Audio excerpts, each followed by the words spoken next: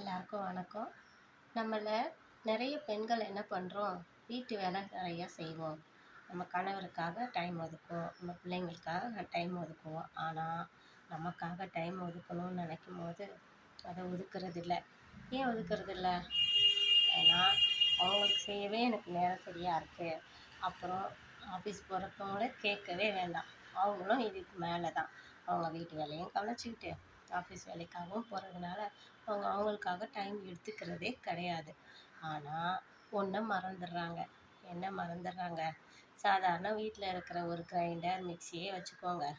அதுக்கு எதுவுமே ரிப்பேரே ஆகாமல் ஓடிக்கிட்டே இருக்குமா? இருக்காது இல்லைங்களா? அது ஒரு நாளைக்கு ஓடிக்கிட்டே இருக்கும்போது அது ரெஸ்ட்டு கேட்குமா? அதுக்கு தேவையான க்ரீஸ் போடணும், அதை சர்வீஸ் கொடுக்கணும், எல்லாம் பண்ணணும். அப்போ தான் அது சரியாக ஓடுது. உண்மை தானே? ஆமாம் ஆமாம். அப்போது ஒரு மிஷினுக்கே அப்படின்னா அப்போ நமக்கு தேவையானதை நம்ம கொடுக்கணும் இல்லையா? நம்ம ஆரோக்கியத்துக்கு தேவையான டைமை நமக்கு ஒதுக்கணும் இல்லையா? நான் அடுத்த வீடியோவில் இன்னும் பேசுகிறேன். பாய்.